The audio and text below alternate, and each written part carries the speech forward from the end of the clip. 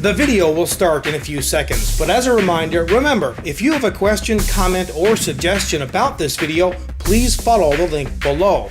Also note that you can post anonymously.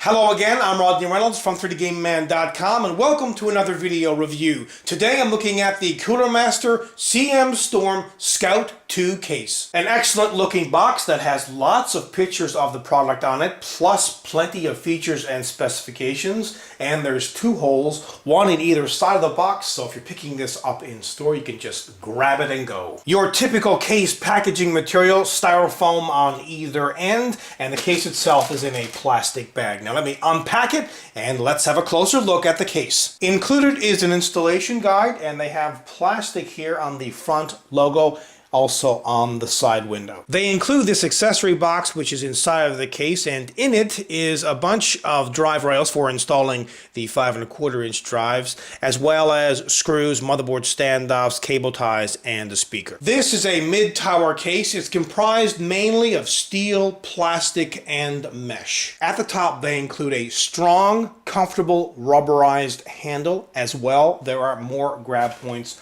on each side.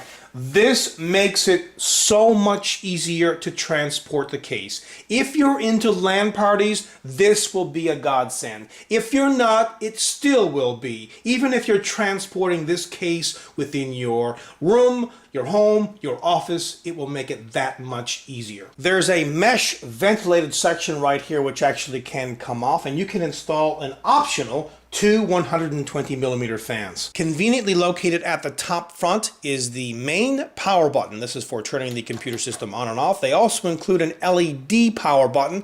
This is for turning the LEDs on the fans on or off, and here's the reset button. Included as well are two USB 2 ports, two USB 3 ports, a microphone, and headphone jack. At the front top is a red status LED. Note all the mesh, so plenty of ventilation. They include three 5¼ inch drive bays. Two optional fans can be installed at the front of the case, or alternatively, you can have just one 140mm optional fan. On the left side panel, they include a window. You can also install two optional 120mm fans. Note though that they do not include any dust filters for these fans, and that's not a big deal because you can purchase fan dust filters optionally. The right side panel is plain except for this punch out, and what this punch out will do is give you more space behind the motherboard tray. At the back of the case they include two rubber grommeted holes. These are for routing cables and or water cooling tubes through. As well, they include a 120mm exhaust fan. Here's where the motherboard's I/O shield plate gets installed. Lots of expansion slots, 7 here and another one vertical. As well, at the bottom is where a standard ATX power supply gets installed. Now note that there is a little tiny clip included in that accessory box I mentioned earlier, and you can actually mount that here, and this will secure the left side panel so you can put an optional lock on it.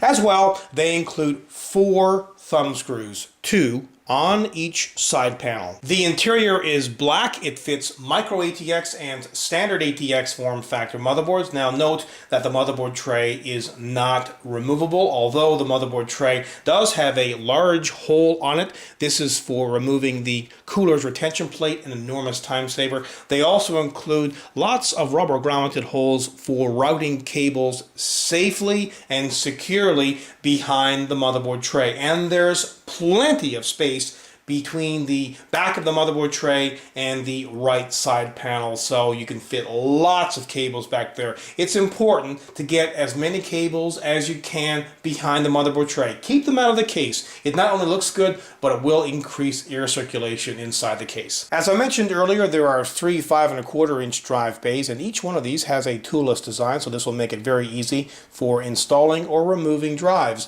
Also, speaking of a toolless design, when you use these drive rails on the 3.5-inch drives. You just put one on either side. You can slide the drive in and remove it very easily. And you can install up to 7 3.5-inch hard drives. Now you can also have up to 2 2.5-inch drives installed using the included 3.5-inch to 2.5-inch adapter. At the bottom they include 4 rubber rests for the power supply to lodge on. You can also install an optional 120mm fan. Another optional 120mm fan can be installed on the hard drive cage. There's thumb screws on all of the expansion slots, so this will make installing and removing cards easy. Video card length will vary. It depends whether the top hard drive cage is installed or removed. With it installed, you can fit a video card that is up to 287 millimeters or 11.3 inches in length, but with the top hard drive cage removed, you can fit a video card that is up to 399 millimeters or 15.7 inches in length. And cooler height is 162 millimeters or 6.4 inches. Now have a look at the back of the motherboard tray. Note all of the punch outs. These are for attaching the cables,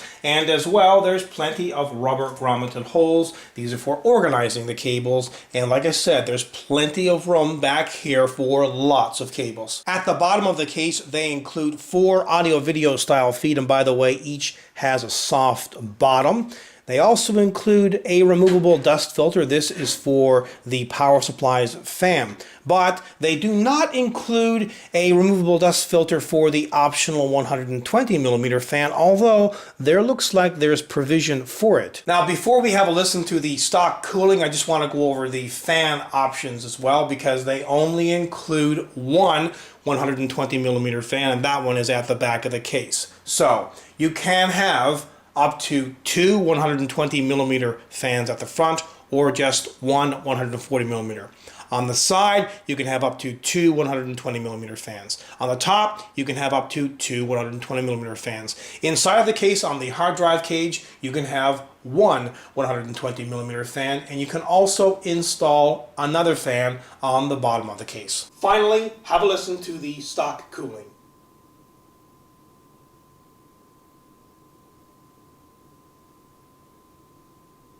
There is a lot to like about this case. It is affordable, lightweight, looks fantastic, excellent styling overall. The build quality as well is really, really good.